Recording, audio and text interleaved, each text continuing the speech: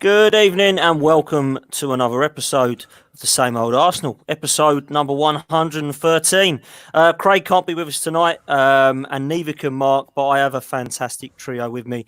I'm your host this evening, Dan Potts, and I have got Lee Judges with me first of all. Lee, how you doing, mate? Yeah, all good, thank you very much. And before anybody starts in the chat, I was first one on here tonight, ready and waiting. I've already seen in the chat about my hair being done and all that.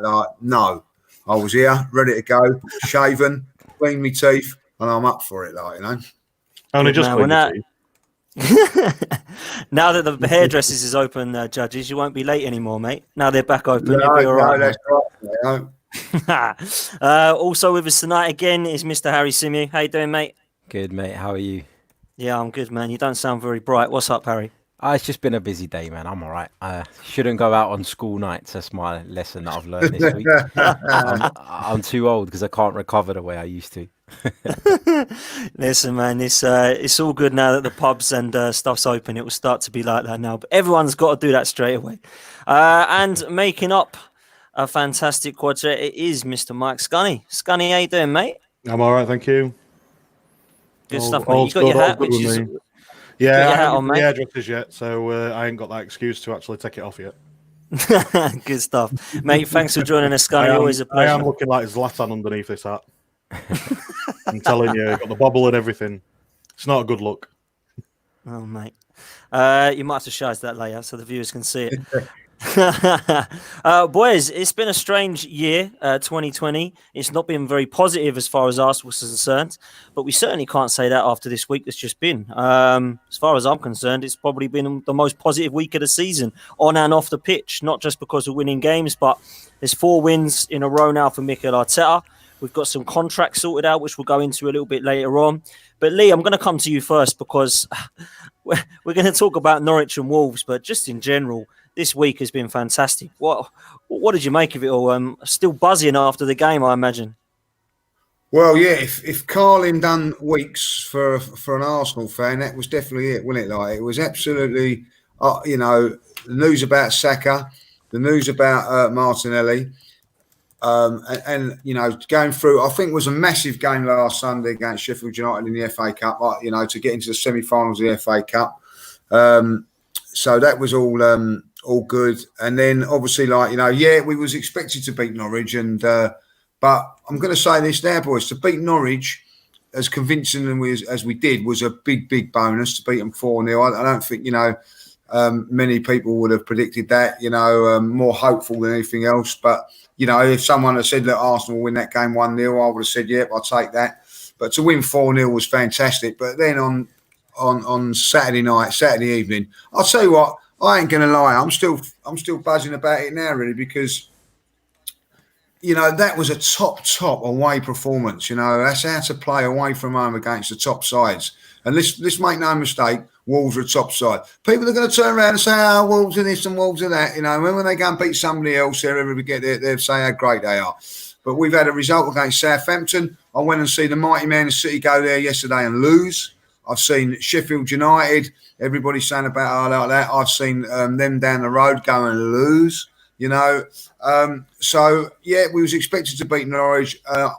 Listen, if someone would have said to me before the game, this would be 1-1, we get a draw for that, I'm pretty sure we'd all have took that, a draw at Molineux against a very, very good Wolves side. But we've gone and beaten a team that's above us, that are really, really hard. And I just thought the way we went about it, everything about the performance was just so positive. The defence played well. The midfield worked their socks off. The forwards looked dangerous. There was a team play. Everything that you want in a performance was there. And, I was happy at 1-0. But then, it could have been 3-0 at the end of it, which was an absolute superb away performance. And I don't think it gets the credit it deserves, certainly not by the media moojus of whatever you like, But for me, it was absolutely fantastic. The only one negative about that was that I wasn't there, because those 2 games, Sheffield United away, a last-minute winner, and that one yesterday would have been fantastic for an away fan, because I'll tell you what, I've been travelling up and down the country I have not seen a performance like that since Manchester City away when we beat them 2-0 when Cazorla and Giroud scored. I don't know how long ago that was now, but that is how long it's been that I've turned around and said that is a proper away performance. We've done it against Spurs last season, but we didn't get the result. But for me, that was perfect. We've got to now produce that performance again on Sunday. And I'll tell you what, we're in form. We're looking good. And, forget about how we're going about the results. It was the performance that's got me buzzing, and I'm well happy. Listen, I couldn't say it better myself. I was really impressed with the performance man to man. I thought it was a fantastic performance from some individuals. Yeah, we still got some weak links, 100%. They're not going to go away overnight. But, Harry, how much credit does Mikel Arteta have to take for not just his performance, but for 4 wins in a row now? Yeah, it would have been easy, wouldn't it, to get into this slump, because obviously we came back from the restart and it was really negative again, and everybody sort of turned on the team and on the manager. There was people turning on Mikel Arteta after a couple of defeats, and it's probably because people couldn't put it into context. If you'd have said that Mikel Arteta was going to come in December and we were going to lose just 2 Premier League games or since January, you would have taken that. But because it was the all the anticipation of the restart, we come back from the restart and then we suffer 2 defeats. Everyone sort of went a bit overboard. So he's done really, really well to nip that in the bud and sort it out quickly and get us back on track. As Lee's pretty much covered it all, it was a great away performance from Arsenal. The concentration levels were good. The commitment levels were there. Everything was top notch. And I was really, really pleased to see it. I'm going to throw something back at you guys and see what you guys think, because obviously we've spoken a lot in the last few weeks about the togetherness, the team spirit. There's no Ozil, there's no Guendouzi. Maybe that's got something to do with it. I don't know. I'm not one of these people that buys into the whole, there's always a conspiracy thing. I think that Ozil probably just is genuinely injured at the moment and just get on with it. He's obviously got issues. But in terms of the performance in general, what I loved about it was the attention to detail. Everybody was on point. And Mikel Arteta, where he deserves a lot of credit, is the way he managed the game. He managed it perfectly. There wasn't a single decision that didn't pay off in terms of his substitutions, the timings of them. Everybody who came on done a wonderful job. And I want to give a shout out actually to Ainsley Maitland-Niles, because he is somebody that I feel, and I have said in the past, has been his attitude's not quite been right. Look at Bukayo Saka. He's playing in positions that he doesn't necessarily want to play in from time to time, but he just gets on with it because he appreciates the minutes and the experience. And I've always said that Ainsley Maitland-Niles needs to just get on with it, because there is a player in there somewhere. And he came on at left wing back, which is by no means his position. Having to deal with Adama Traore and Wolves' wing backs and all of that. And I thought he'd done a fantastic job, and he deserves praise for that, because he walked into the game. It can't have been easy coming on and joining into the defence sort of at that stage in the game. So he's just one in particular amongst a load of good performances. But that was one for me that really deserves a shout out. Well, I'm glad we're all sitting down, because I'm going to agree with Harry for the first time in a long time. Nah, in all seriousness, he was my man of the match. Everyone said David Luiz, who, by the way, I thought was fantastic and does look great in a back three. But Maitland-Niles, for me, just because of what's happened over the last few months, looked out of favour with Arteta, pulled his socks up, has now seen an opportunity at fullback, which I believe he is. He's a modern-day fullback as far as I'm concerned from what I've seen. And he was brilliant against Traore, fantastic with 110%. Came on and we didn't miss Tierney, which I was worried about because he's been one of our better players for the last few games. But Scunny, I think Harry brings up a good point about attitude, because what we've seen there with Maitland-Niles is perhaps not what we've seen with some of the other individuals. What have you made about the togetherness of this side with Mikel Arteta, and how much praise do you think Arteta deserves for that, for lifting confidence within his side? He deserves a huge amount of praise. You can see the difference on the pitch. You can see the difference in the players. There's a lot of people out there who are crediting players that we were all shouting we need to get rid of. Bear in mind, there is still players in there that we'd still need to get rid of, but they're playing a hell of a lot better, and there is a lot more togetherness in there.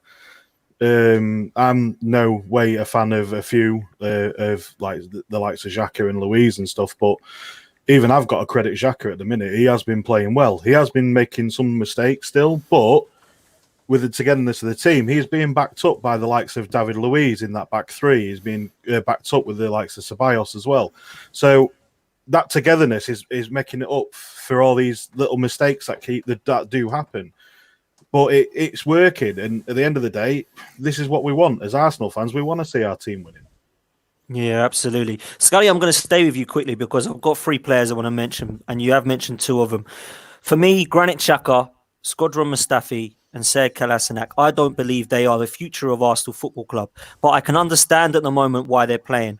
Pablo Mari would be playing for Arsenal on that left-hand side. He has to play Kolasinac there, in my opinion, because he's the only left-footed defender that we've got. Okay, so I buy that. Mustafi at the moment has been okay, nothing more than that. Some of the games he's played have been abysmal, in my opinion. Granit Xhaka has improved under Mikel Arteta. Do you believe that those 3 players, Scunny, have a chance to kind of resurrect their career with Arsenal? It looks like Xhaka probably will stay, but what about some of the other weak links in this side? In all fairness, I'm not entirely sure. There's, I think if anyone knows me, they know my feelings on Skodran. I'm not his biggest fan at all. He's ruined his career at Arsenal for me. 5 years, 6 years he's been here and he's done nothing. Apart from sliding on his backside. So, but that's me. But I can see that slight improvement in him. He is playing a lot better. But again, with the amount of people that were signed at central that can play central back position, I just don't think. I think there's going to be him and Socrates that probably will be leaving when the season's finished. There's no other. I just can't see anyone else being there. We've got far too many players that can play in a central back position, even on the right-hand side or the left-hand side. Mm. Fair one. We're going to come on to some positives, and before we do that, I want to say a huge thank you to Bill for your kind donation. In Craig's absence, big up Martinez. Listen, I have to hold my hands up here and say that I totally got this one wrong. I was really worried when Leno got injured. I was a bit disappointed because I really like him. I think he's been our best and most consistent player for the last 2 seasons, so I was really, really worried. I know it's only been a handful of games, but I cannot say that he's put a foot wrong so far, Martinez. I was really worried about his catches and his crossing. He's been commanding. He's been really good with his distribution, which, to be fair, I never had any doubt with. And he's been a great shot stopper. So for me, yeah, sometimes I have to hold your hands up and say fair play and give credit where credit's due. But we are going to come on to some other players and some positives. And Lee, I'm going to start with you. Who over the last couple of games have you been impressed with, Lee? I know there's been more than one, but just throw a few names at me to discuss. Well, the one that I've been impressed with the most over the last few games has been Danny Ceballos. I think he has come into the side and has been really, really good. Now, a lot of people keep giving me this argument about Pepe, right? You know, I mean, I'll give him a year. What he's going to be like when you're after a year, he's going to be absolutely sensational. They haven't given that same grace to Ceballos, same age, you know, and because he's on loan. But I think that he's come in, and not only is he making things happen. His work rate has been absolutely superb. Tackling, I never thought that he had that in him. I've just been absolutely impressed with. And I think it's a major problem for Arsenal, what they're actually going to do if they do get a chance to sign him, because he does look very happy playing at the moment, like buzzing that. I think the goals give him a bit of confidence. But I think he's been fantastic for us and a real big plus for us. And if we can get him on another year's loan, I would snap your hand off of that straight away.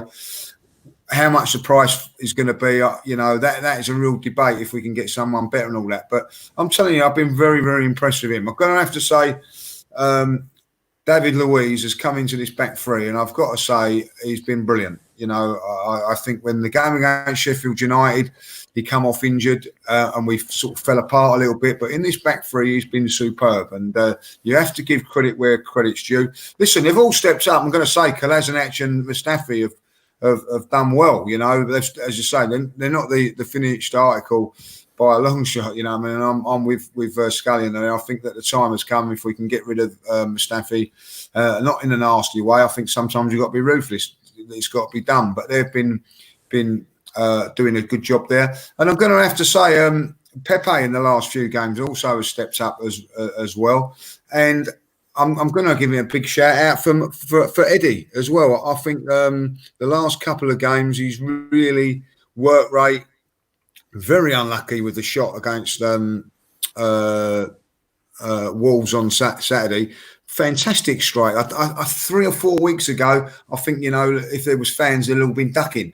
You know what I mean? But now, you know, like all of a sudden, like, you know, you feel much more confidence with it. Like, but I think giving Arteta the most credit as well, because I think that all these players, each and every one of them, stepped up very, very well. And what I think is a big thing here is that players have been injured, like Leno.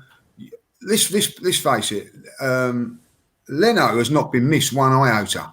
And that's not having a go at him. That is just a big, massive compliment to the goalkeeper.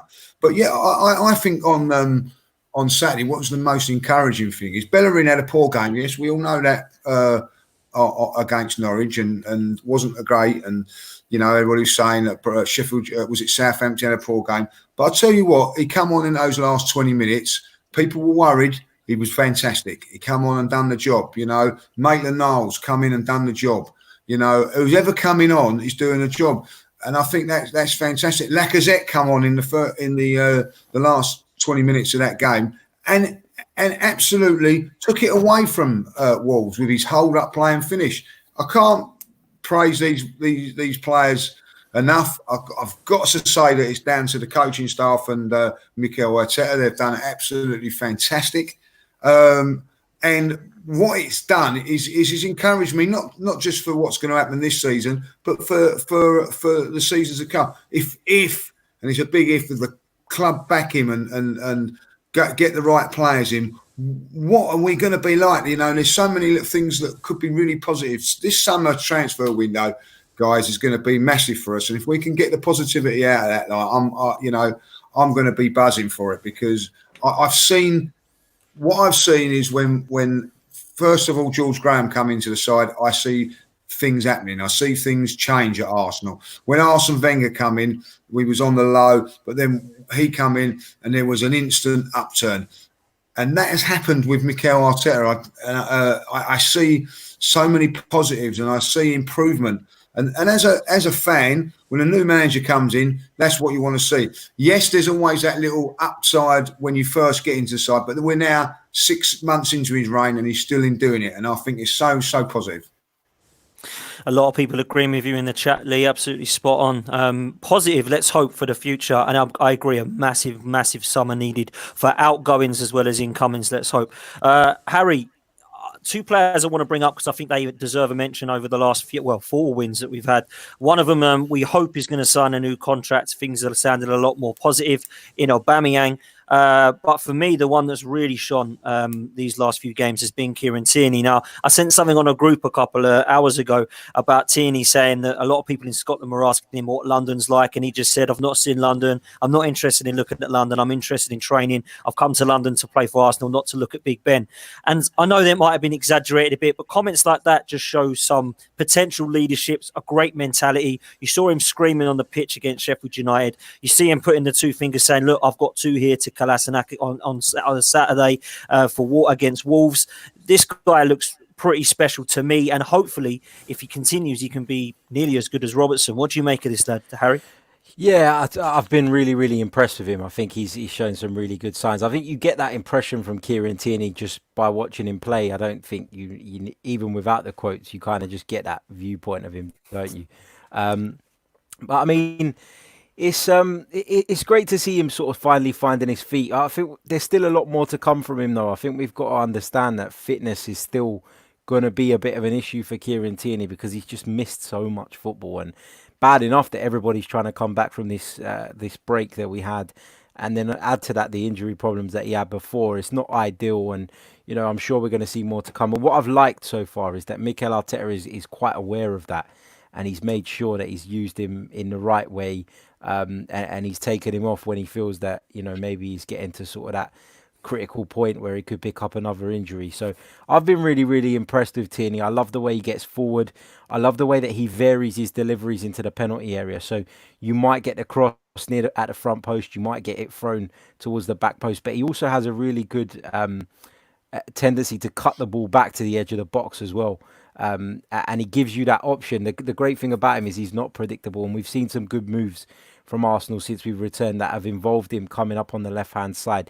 Also, by playing the way that Mikel Arteta is playing now, and I know I've said it a few times in recent weeks about Aubameyang drifting inside, but playing with the back five or back three with the wing backs, whatever you want to call it, just allows Aubameyang even more license to drift inside from the left, and then he comes up in that little pocket of space that is so difficult for defenders to pick up, and we're seeing Pierre-Emerick Aubameyang getting into some good positions as well. So I think overall it's all working great. You spoke about Aubameyang and the contract thing, and it sounds as though things are a lot more positive now in regards to his future. Fingers crossed, you don't know for sure yet, but I mean, I don't think that our manager would be coming out and saying I'm positive about his future if discussions hadn't already taken place and if there was some indication that things were heading in the right direction. Also got to think Henrik Mkhitaryan's off as well. And perhaps that was the move maybe that Arsenal were waiting to get done in order to be able to meet Aubameyang's needs financially. So you don't know, but definitely feeling positive about both of those players and looking forward to hopefully seeing him in Arsenal shirts for many years to come. Yeah, I totally agree. I couldn't agree more about Aubameyang and Tierney together down that left-hand side. It has looked great. Scunny, we saw a fantastic second goal against Norwich, which was kind of I think Mikel Arteta would be extremely happy about that. A long ball from David Luiz to Tierney, a great bit of play between him and Aubameyang down that left, and somebody who comes along late in the box that never ever does in Granit Xhaka. That goal for me was something that all of us would love to see because it was such a great goal. But I think for me, Mikel Arteta will look at that and start to say, that's what I want to see happening. And finally, my tactics are working. What have you made of this new kind of system of this 3-5-2, 3-6-1, whatever you want to call it? What have you made of this? And is it still kind of the way forward for us at the moment with the players that we have currently got, Scunny? Well, it's definitely working, isn't it? It's working in our favour a lot more times than not.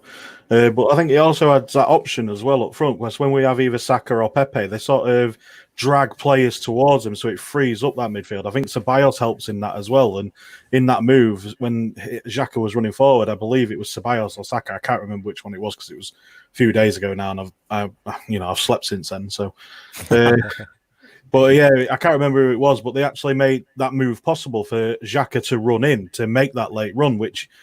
If it's things like this happening, and it's just showing how good we can be, and it's showing how it is working. To go on what Lee was saying about Arteta, he's making moves, he's making things happen, and it is with moves like that, with the long balls. Sometimes they come off, sometimes they don't. But when you've got players like Aubameyang and even Tierney who can put the balls in and who can make these things happen, it makes things so much easier. And can I just go on about just quickly about Tierney's injuries? Go on, mate. I think there's a lot of misperception in there, because when he first came to Arsenal, he had an operation, so it wasn't actually a football injury. And then and then after that, he got that shoulder injury, which he dislocated his shoulder. So I don't think I don't think he's got a per se that injury problem like some players do have. I just think he's just been slightly unlucky with that shoulder injury. So I don't want people to get that misinterpretation of him of being injury prone, because I don't believe he is. I agree with what Harry said. He's got a lot of fitness to probably make up on that because of such a long time off of having, when he first started, he didn't really start, and then he come on, then he got a shoulder injury. So the fitness needs to be there, but I think the lad is looking really, really good. And the fact that he shouts out, he barks orders, he's such a young lad, and he's really, really highly regarded in Scotland, especially with a lot of the Celtic fans. I know a couple myself, so they really, really highly regard him. And they've never mentioned to me about him being an injury-prone player. So it's just one of them things. Yeah, absolutely. I'm a huge, huge fan of the lad. I really am. Lee Farrell must have read my mind, because I'm going to come to you with this one, Lee. Cedric, how do you think Cedric done so far? First two games, you saw him come on, obviously, and get his goal, and then start against Wolves. What did you make of him, Lee, judges? Yeah, just before we go on to Cedric, Darren come up with a great comment there. I don't know if anybody noticed it, but I did notice it when we played Norwich, that they put the Norwich flag where the away end was, and I thought, I've not seen that anywhere else. So again, Arsenal showing a bit of class there, so I didn't notice that. So well done for spotting that as well, Darren. So that is that's Arsenal all over, and it a little bit of class, you know what I mean? So I didn't spot that either. That's a great shot. I did spot it, and hopefully we'll see that again with the Leicester one up there, like, you know. So typical Arsenal, they do things classy. Cedric, then I have to say, do you know the first thing about Cedric? I was disappointed with it. He was small. I thought, you know, he was going to be a little bit bigger than what he was, you know. But in saying that, you know, I thought it was Torreira coming out at one stage there, which was a bit of a worry. But no, honestly, when he came, I thought he grew into the game. The longer the game went on, the better he got. I think, you know, because he got up to the pace of it. You know, forget about his goal. He's not there to score goals. That was a great thing to do. I was looking at the way he was going to defend. Puts himself into tackles. What I did like about him, I don't know if anybody noticed it, when there was an opportunity to foul, not a nasty foul, it was just a little sly little foul which just broke up the play, something that we've not had for a little while, you know. And I thought that the longer the game went on, he done really, really well. And, you know, I think that, you know, it's a good little bit of business to get him, like, you know, virtually free. I know we had to pay a loan fee for him, but you know, he's Premier League experienced. I like that. So someone that's going to come in, knows what it's all about. And listen, he's come to Arsenal. He's got a great opportunity to nail down a fantastic career. So he's going to give it his all. And I'm going to have to say, man, I was quite impressed with him. Like, you know, in the first couple of games, he's done really, really well. Be very interesting to see what happens on Tuesday, whether they decide to give him some more minutes or they swap it around so that he gets 20 minutes. And then I think if he doesn't start on Tuesday, I think then probably he's going to start against Tottenham on Sunday. So I've been very, very impressed with him. Like, yeah, very impressed. Fair enough. Harry, we're going to bring this comment in because he scored a fantastic goal to kind of get the game for us. Lacazette, Matt says, Lacazette apparently in contract talks. Not sure about that, all rumours. What did you make of him when he come on? Because I'm not saying Eddie was bad. Eddie was a nuisance. Eddie gave a lot of energy, I thought, brought to the game, which he has for the last few weeks. Lacazette come on straight away, started to hold the ball up, and I thought Joe Willock as well was a fantastic sub. Every single substitution that Arteta was methodical, intelligent. He got his spot on. What did you make of Lacazette's goal and performance, mate? And do you think that he has a future at Arsenal? In terms of the goal, I thought it was excellent. I was watching Liverpool and Manchester City a few nights before, and I kept going on about that touch that Raheem Sterling took to take the ball away from Gomez first time when he received the ball, and that just created the space for the goal. And that's exactly what Alexander Lacazette done. When the ball comes into him, he doesn't snatch at it. He knows exactly what he's doing. He takes that touch just to give him that yard of space to get beyond the defender. And, you know, it's that kind of composure that you normally see from a striker when they're really, really confident. And that's why it was so pleasing to see, because Lacazette hasn't been in and amongst the goals, particularly away from home. So to see him still have that confidence and still have that belief in his own ability to take that touch, create the space, and then finish it so well was encouraging, of course. I thought he was good when he came on. I thought he put a real shift in, as did everyone, to be honest. I think in terms of comparing him to Eddie Nketiah, I think they're different strikers. I think Alexander Lacazette is much happier to drop that little bit deeper and receive the ball and get a little bit more involved in the build-up play. Whereas for me, Eddie Nketiah is a box player. You know, he closes people down inside the box and he comes alive in that area of the pitch. And you're not necessarily going to see him drop too deep. And that's fine. That's just his game.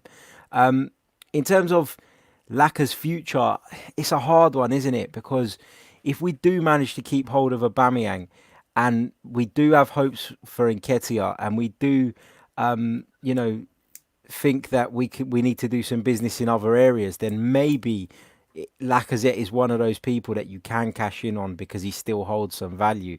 So it's a tough one for me. Look, overall, I don't think he's been great at Arsenal. I think he's had periods where he's been decent.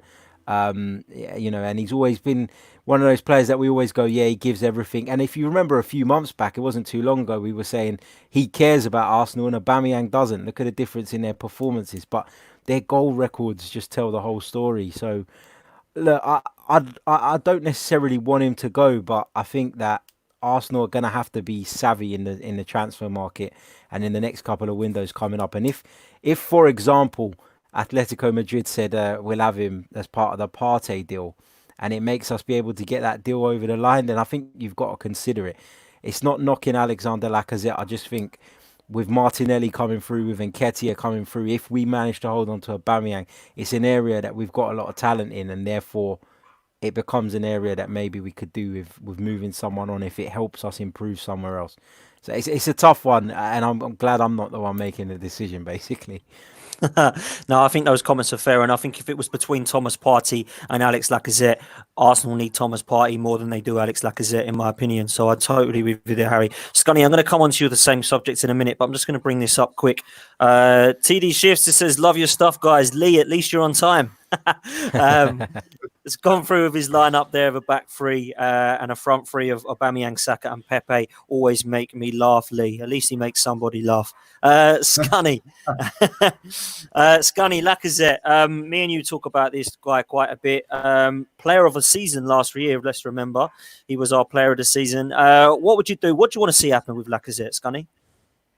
For me, Lacazette, I'm with Harry in some respect on that one. He hasn't really produced the goods for me in sense of goals, which we really need. He's had chance on, he's had chance to get the goals. The problem that I find with Lacazette is he's always been behind someone at Arsenal.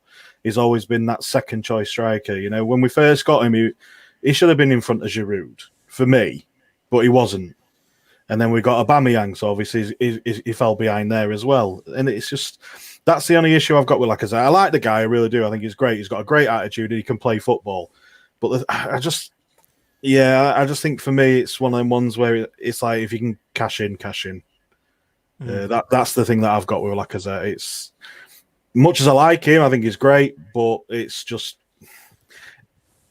one of them things where you think to yourself, do you really need him that badly? Compared to, like you said, do we need Partey badly? Do we need, another winger, for instance, or another defender? Or, it's just one of the things. What do we need more other than Lacazette? And I think it's just, time to go. Lee, 10 goals for a number 9, Lacazette. What would you do, mate? Listen, Lacazette's got his faults, and I think that.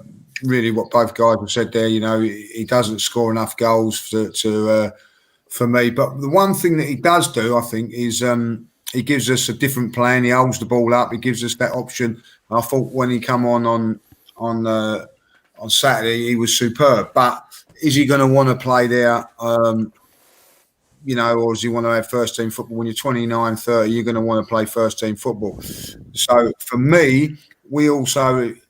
Could do with a wide player. So if we was to sell him, we could fund us a wide player that we could get in there, or we could sell him to get Partey and then get a wide player through the free transfer market in a Fraser or a Willian or someone like that. Personally, if it was me, I would like to see we sell him, we get Partey anyway, and then we go for a wide player.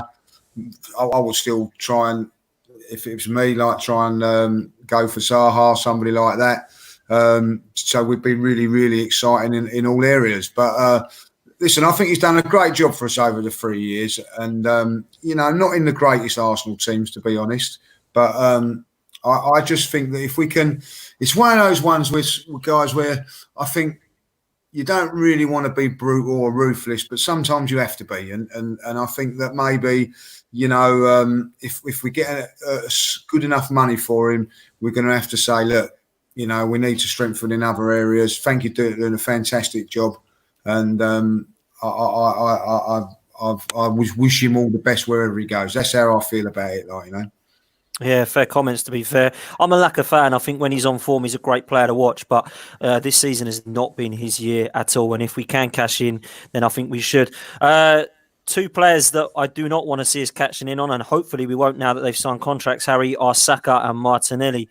How important is it to tie these two lads down, mate? Because I'm really excited about these two. It's a big statement for the future, because the last thing you wanted is for Mikel Arteta to put all this work in and try and develop these young boys, and all of a sudden they're off. I don't often give Unai Emery credit, but I have to give him credit here because he did give both of those players a chance. He wasn't afraid to use Martinelli, and he wasn't afraid to throw Bukayo Saka in as well. And that's one of the good things that Unai Emery's left behind him when he's left this job, is that he did give those players a push into the picture and gave them a start. And they've both come on leaps and bounds. They're both improving every time we see them play. We've got to be careful as fans to not get carried away. I think Saka's been playing and he's been getting better and better. And so people have been getting excited. But I think with Martinelli, we've got to understand now he's suffered an injury and it's a bit of a setback for him. And he was punching well above his weight. So, if he does regress a little bit before he goes forward again, then that's fine. And as fans, we've got to accept that and understand that they're both kids. They're both very young, but they've both got really, really bright futures ahead of them. And for me, if you're tying down those types of players, that's what you want. That's a statement. And I think that's the type of thing, actually, that Pierre-Emerick Aubameyang, I believe, will want to see. He'll want to see Arsenal tying down the futures of their most promising players. He'll want to see Arsenal showing some ambition in the transfer market. This is just one part of what we need to do to move forward as a club and protect ourselves going forward, and don't get done with dodgy contract negotiations like we have in the past. Yeah, fair one, mate. To be fair, I think it's nice to see that potentially we're learning. Contracts are running down. Let's get them tied down on long deals. He sees Saka and Martinelli as our future. Aubameyang is going to look at that and think, do you know what? If the rumours are true about some of the transfers that are potential and these young kids are getting tied down on long deals, then I'll sign as well. And that's exactly what we want. But Scunny, sticking with Saka and Martinelli, am I being over the top here? And is this a silly thing to say? That I believe, looking at their age now, that Bukayo Saka could be looked at towards potentially somebody like Raheem Sterling, and Gabby Martinelli could be looked at somebody like an Alexis Sanchez or Neymar? Or is that just putting too much pressure on these young kids? Give the kids some time, for God's sake. Let's not be like normal Arsenal fans here and just go over the top straight away. There's no need to. Let's just give the boys a bit of time. Let them settle in. Let them get going. Don't put too much pressure on them. There's no need. Just let them play the game that they want to play. They're doing well enough as it is now. Let's just keep praising them for what they're doing and let them get better. We don't need to put pressure on them. There's no need to do that. Yeah, I think you're spot on. There's a lot of people that are getting very excited about, and rightly so. They're two fantastically talented lads. Don't get me wrong, Danny. It's exciting to watch. It's exciting to see him develop, but it's exciting to see him playing as they're playing. Like for Saka, the goal against Wolves, for me, it came from nowhere. It was just one of them volleys. It was a really great goal, but we don't need to be putting pressure on them. They're still young kids. We need to just let them play. Let them just carry on. Yeah. No, I'm quite with you. Lee, I'm going to let you have your sound, Saka and Martinelli, but I'm going to ask you a question first from Karen Russell, which says, Dan, evening, Karen, by the way, top girl. Dan, can you ask the panel, do they think if Gazidis was still at the club, would Saka and Martinelli have been tied down to new contracts or sold? What do you make of that, Lee, and what do you make of these two kids? Well, first of all, Karen's got a good point there. The fact of the answer is we don't know, and quite frankly, now I don't care. You know what I mean? He's gone, and I'm glad he has gone. But when you look back at it, I can think of Gnabry coming to Oxlade-Chamberlain. I don't think we're tied down to deals which meant that we was forced to sell these players. Listen, everybody goes on about Gnabry, but I think there was circumstances with injuries that cost us there. We tried to get him out on loan. It didn't work. But it's not just the young players that we weren't getting on contracts. It was our main assets as well. We've seen the likes of Aaron Ramsey go for nothing. And, by the way, he doesn't get a game at Juventus. You know what I mean? I wonder if he wishes he'd stayed at Arsenal now. That's did he go for the money there? Which is a shame. Waste, absolute waste. Could have been like Arsenal's captain and been an Arsenal legend as far as I'm concerned. But that's another story. Listen, I totally get what you're saying there about let's not get the kids, but and put too much pressure on them. But us Arsenal fans have not had really top class players for a very, very long while. What we've got now is two top class teenagers, two top class youngsters. And I think you're right. We've got to give them the time. But I'm excited about watching them. Go. Even at 18 now, years of age. When I was going to games, I was looking at the team sheet and disappointed if they weren't on it. And I'm feel that I'm going to be in a position over the next couple of years where I'm just going to enjoy their development, enjoy what they're going to bring to the party, and be excited about them. And I think that they will take us to a level that we'd like to go. And I think that it's a really exciting time. First, I had mentioned it, and I'm going to say it again. The Liam Brady one with Saka. He reminds me of him, left foot, come in and can play different positions when Liam Brady first come in. Marvellous compliment to give someone. I think that this kid's got everything. I've really been really excited with. And Martinelli has excited me from the minute he come on against Newcastle in those sort of 7 or 8 minutes cameo when I thought, I like what I'm seeing here. Raw, prepared to work hard. You've also got to say with Martinelli, he's come over as a kid from Brazil and he's settled down, miraculously well.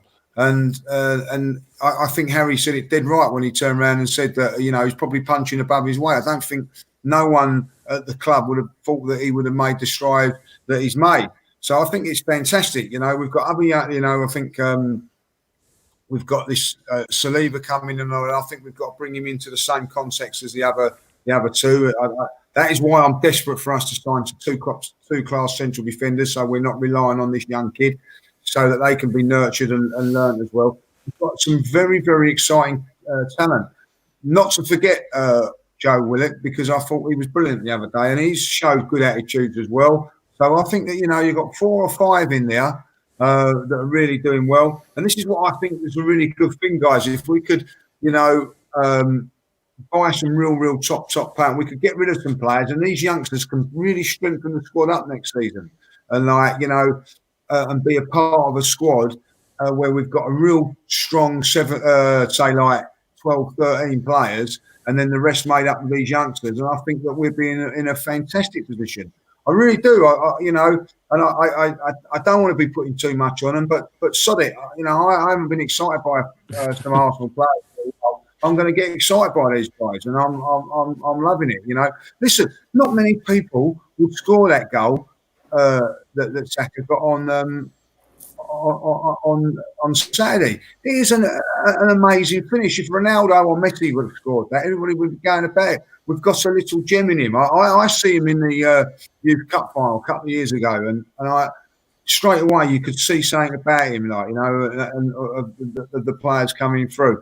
We've got some really, Maitland Niles is not that old. You know what I mean? We've got some really good players, and we could really, it's so important. I keep saying, if we recruit right in the summer, we will be having a good season for the next 4 or 5 seasons. It's a really pivotal time this summer for the transfer. Forget about the COVID and all that. Everybody's in the same boat. You know what I mean? If we can bring in 3 or 4 players. Jack Grealish, by the way, is still on my list. I've heard little rumours. I'd love to have him at the club as well. Another 23-year-old. And what makes it more important, if we did get someone like Grealish and we've got someone like Saka, I could start supporting England again. Something to look forward to. So 7 of them down the road playing. And I want us to start supporting England. So come on, let's do the deals. It's a good show, Lee, and it'll be nice because all of our English players have now left. So it'll be nice to have some of the youngsters get some England call-ups and we can start supporting England again. Harry, I don't know if you agree with this, what I'm going to say.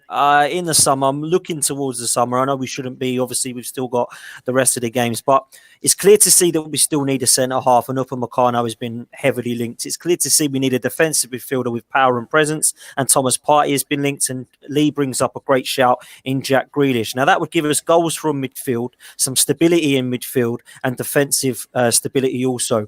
Would that be enough, do you think, to take us forward to challenge for top 4, cement ourselves into top 4? Where do you see the summer going for us, mate? It's a hard one, isn't it? Because we don't really know.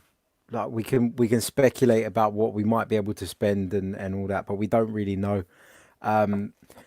In terms of the players you mentioned, Upamecano has been impressive from what I've seen. I've done quite a bit of work on the Bundesliga this season, more than I ever would normally, just obviously because it was the first league that come back. So got to watch him quite closely for a number of weeks, and he looks a really good player. But he's still quite a raw talent, I would say. He's still a player that's still got quite a long way to go before he's one of the world's best centre-backs. Do I think that we can get him financially? It's going to be tough. Because obviously the kind of money that they're going to be asking for is going to be crazy, and RB Leipzig are not desperately in need of money. So it's not a club that we can. Only got a year left of his contract, though, Harry. He has, but I wouldn't be surprised if RB Leipzig were to just hold on to him, because they are really sort of moving forward as a club. If you look at where they've been as a club and the space of time they've achieved what they've achieved, it's clear that football is their priority, and I wouldn't be surprised if they were to hold on to him, even if it means losing him in the end. So whether that deal's possible this summer, I don't know. In terms of Jack Grealish, I think that is a very doable deal. Aston Villa, in my opinion, are going down. And, how long is Jack Grealish going to stay around Aston Villa? I know he loves the club and all that, but, at some point he's got to think about his career. Arsenal would be a good option for him. I think that having Mikel Arteta in the hot seat is encouraging for players that are looking to develop further and push on. Yes, he hasn't got the CV of Pep Guardiola or of Jose Mourinho or anything like that, but I genuinely believe that we've got a manager now who, in a conversation, can convince someone of his project. And I think that's going to stand us in better stead in the transfer market. I can't see Arsenal, and I was saying this to you this morning, Dan, I can't see Arsenal going and doing 2 or 3 massive signings. I can see Arsenal pulling one out of the bag, though, this summer. With a view to maybe building this team that he wants to build over the course of 3 or 4 transfer windows. We've got to be patient. If we get one deal done, one big deal done, I'll be happy with that, because, like I said, we've got to be realistic. We've also got to understand that not only are the club not doing as well as they have been in the past financially due to not being in the Champions League and all that, we've got all this coronavirus stuff as well, and that's had a massive impact on everyone. So whilst I still want to see him invest, I still want to see him put their money where their mouth is, I'm not going to be as angrily shouting, spend some money this summer, if you know what I mean, because I think the situation is very, very different. But look, if we can get one big name over the line, and not just a big name, someone that's going to come in and he's going to improve us immediately in a position, and with a view to him playing in that position for 5-6 years, then I think that'll be great. And if it only means we get one, it means we get one, and we just got to be patient and build. No, I think it's fair comments. It's going to be an exciting summer, I think, whatever happens. I would like to see some outgoings first. We do have to sell before we buy.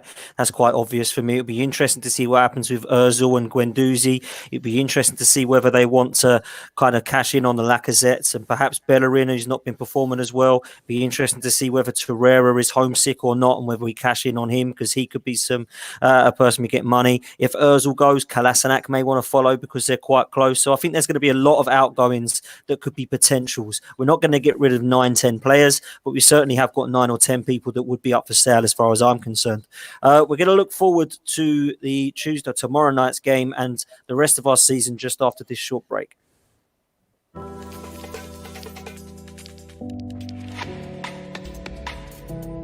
West Cork Beard Company make beard oil and beard balm for a strong, healthy, great-looking beard. Handmade from all natural ingredients in Clonakilty, West Cork.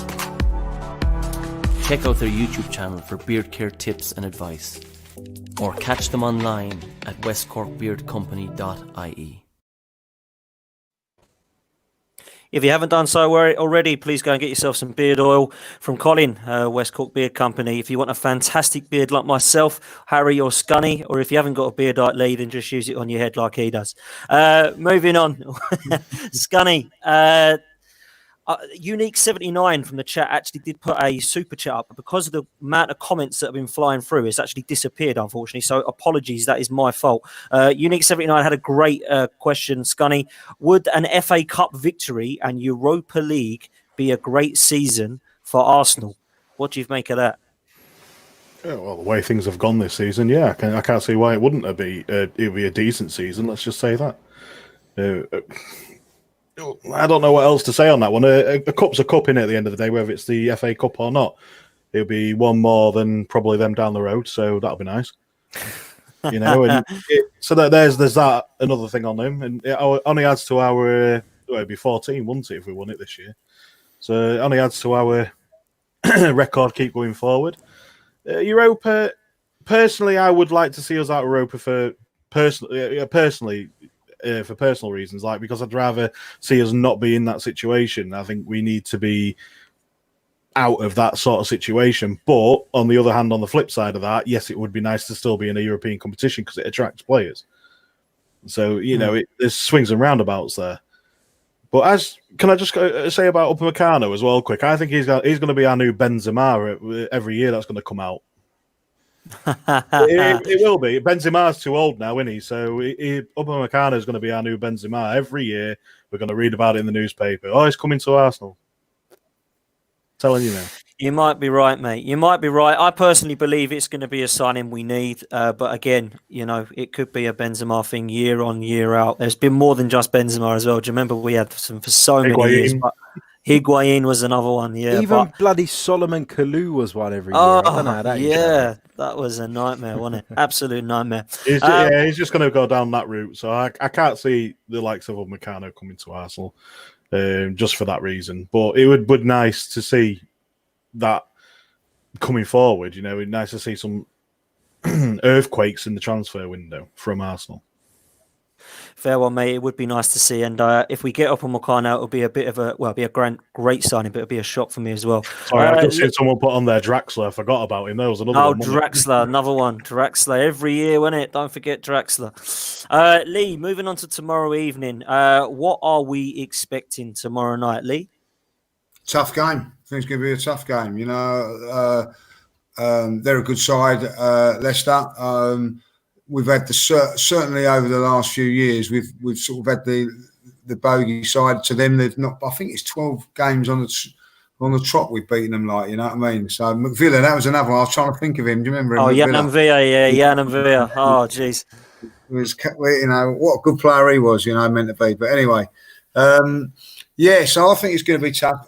Listen, Jamie Vardy will always cause us problems because he's a good player. Good forwards will cause us problems. There's no two ways about that. Cut it out of sauce, we've got a good chance. They're good in midfield. I think they're a good side, Leicester, and maybe this lockdown hasn't done them too good because I got a feeling that they might just miss out on Champions League football with Man United and Chelsea just taking over. And the only reason for that is probably because they've got a bigger and stronger squad.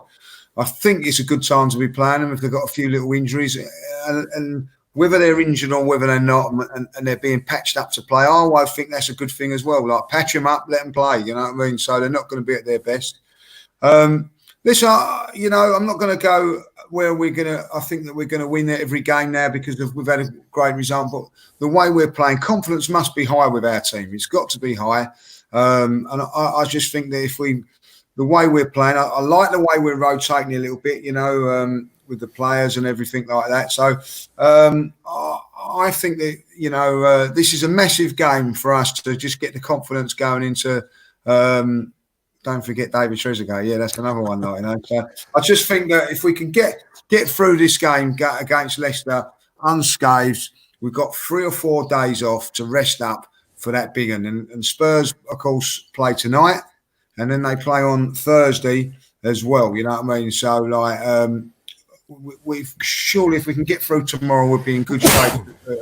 Bless you, Harry. Bless you, Harry. Cheers. So, so I think that we could be in a real healthy position, hope and pray going into Sunday, and I think that if we can get another win, momentum, you can't beat momentum, just, and confidence, I think if things don't go well tomorrow, it will knock us a little bit now. So come on, let's get the result tomorrow. I think that we will. I think it'll be a 2-1 victory for us tomorrow, and, because we're at home.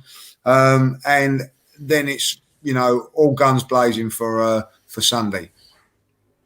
Okay, Fair one. Like the optimism, Lee. Love the optimism, mate. I can't change my prediction. I said we were going to draw this 1-1, so I hope I'm wrong. Harry, I'm going to bring up a comment here from Adam Stroud. He makes a great point. Adam, thank you for watching, mate, and good evening to you. Roger said that Chilwell and Maddison is injured, which is a bonus. But, Harry, we always seem to do quite well against Leicester at the Emirates. So what are you expecting tomorrow night, mate? Given the sort of the form that we're in at the moment, I'm expecting us to go out there and be the favourites slightly. Of course, Leicester have got a solid league position at the moment, but it's important to note that actually Leicester had a massive lead, and slowly they've pissed that lead away. And they've got Chelsea and Man United right up their arses now. So Leicester have not been anywhere near the team they were earlier in the season. Brendan Rodgers, his teams traditionally don't finish seasons too well in the Premier League anyway. Of course, Celtic was a freebie. You or I could have managed them and won the title. So I don't particularly rate what he done there. But I think Arsenal, if they go out there and they play their game, will be okay. But we have to be, and I don't for a second think that Mikel Arteta will fall into this trap. But we're not a top team at the moment. Therefore, we're going to have to be wary of what they bring to the table as well. This is not a case of going out there and just saying we're going to go out there and play our game, Arsene Wenger style. Mikel Arteta will be fully aware of the threats that they carry. And I think that you're going to see a bit of a cagey game, to be honest with you, from our perspective. But look, if we get the result at the end of the day, then who cares? What are you going for then, Harry, if I had to put you on the spot? I'm going to go for an Arsenal win. I'll go for a 2-0 Arsenal win.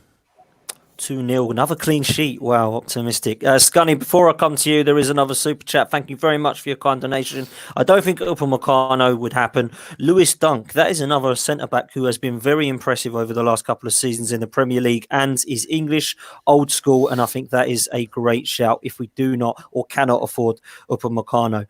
Thank you for your kind donation. Scunny, what do you make of Leicester tomorrow night, mate? What do you think is going to happen? Yeah, I'm agreeing with the lads here, but I don't agree on the scoreline. I mean, that's the only thing. I think Leicester are known... Well, Leicester v Arsenal has always been known to be a high-scoring game. And like Lee was saying earlier, Vardy seems to always turn up as well. He always makes a show of our defence a lot of the time. So, but I do think Arsenal are going to get the win. I think our confidence is running quite high at the minute. It should count for something. And their confidence, although they beat Crystal Palace, I don't think they're going to be... like Harry said, they've pissed it all away, haven't they, really? Let's face it. And it was even before the lockdown, everything started to happen, they were pissing it all away. So, but they always seem to turn up against Arsenal. I think the only time they didn't turn up against Arsenal is when they actually won the league, and we were the only team to beat them twice. So, I think it's going to be a high-scoring one. I do believe it. I've gone for an Arsenal win. I've gone for a 3-2 win. 3-2, that'd be a cracker. There is some crackers at the Emirates I can remember over the last few seasons with Leicester. So maybe you're right. Maybe it will be more of a high-scoring game. We're coming to an end, boys. Before we do, I just want to go around quickly and just get your league position predictions. I've said it's all about performances. I don't actually care where we finish if we don't come fourth. I don't think we can get fourth. I'm going to stick with 8th. Lee judges, where do you think Arsenal will finish this season, mate? I think even if they won every single game, I think that would maybe take us to 5th or 6th. You know what I mean? So I think about 6 would be where we'll finish up at the end of the season. I think even actually we could get that with winning every game. So we've left ourselves a little bit too much to do for Champions League, in my opinion. We needed to beat City and we needed to beat Brighton to be pushing for those places. We needed to win every game back from lockdown, which was always going to be a tough ask. So 6 for me would be realistic, but I'm totally agree with you. It's about performances now, and if we win every game and end up 6th, so be it. I won't be too disappointed because I think we've got a great chance of winning the FA Cup again. So I'll take that 6th and an FA Cup. There we go. A lot of people saying 6th and 7th. Harry, where do you reckon we finish? Yeah, I think about 6th sounds about right, to be honest. It could even be 7th or 8th. We've got some really difficult fixtures to come. And for me, I just want to see us be competitive in those games. I'm not going to lose my shit if we get beat by Liverpool. I'm not going to lose my shit even if Leicester come to the Emirates and get all 3 points. I just want to see the progress at the moment. I want to see Arsenal be competitive. And at the moment, as sad as it sounds, and of course I'll be upset if we don't win the games, but for me right now, I'm looking at the way this team is developing, and that is it for me. If we finish in a European place, great. It's a bonus. It's more of a bonus for the club in terms of a financial standpoint than it is for me as a fan. I'm not a particular fan of the Thursday Sunday routine, so if we miss that, then so be it. But I think in terms of going forward, moving forward, and what it might do to us in the transfer market, then I'm sure the club will be keen to at least get a Europa League spot.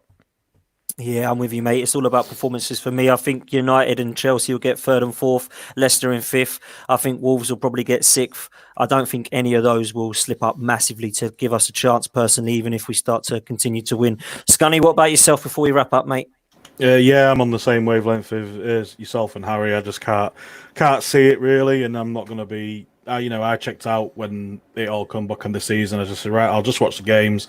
I'll see what happens in the end, but I'm not really going to be getting either overexcited or overly annoyed at if we lose matches. So, it's just the way it goes. See where we come. See where we come. Guys, we've come to an end. Let's go and watch Everton beat Spurs. So that'd be nice. Thanks, everyone in the chat tonight. Over 300 of you at one stage, over 320 of you at one stage. Absolutely brilliant. Please join us on Friday at 7 o'clock. Myself and Lee are going to be doing a North London derby preview with a Tottenham fan and another Arsenal fan, Dan Coogs and Toby from Tapping Football. So please come and join us on Friday night. Lee, thank you very much, mate. No, I really enjoyed it. Up the Gunners. Let's enjoy the week and let's get a couple of results. Come on, you Gunners. Absolutely, mate. Harry, thank you, mate, tonight. Cheers, mate. Up the Toffees. Come on. Come on, Toffees. Come on, Everton. And Scunny, great to have you on. Same old Arsenal, mate. Please go and follow Mike on Twitter at Mike Scunny and at Guns and Ribbons, and you can see him on Guns and Ribbons as well. Thank you, Mike. No worries. Thank you very much for the invite. It's nice, Cheers, guys. Nice to start a discussion in the chat, though, with the players like Benzema and that. That was nice to see. Yeah. There's loads of names coming up. There's some that I even forgot about. There's been so many that I've forgotten about. There has been so many. It was a great topic to bring up, mate, to be fair. Guys, thank you very much. We've come to an end. We will see you on Friday and we'll see you again on Monday. Only one thing to say. Up the Arsenal. Now you Gunners.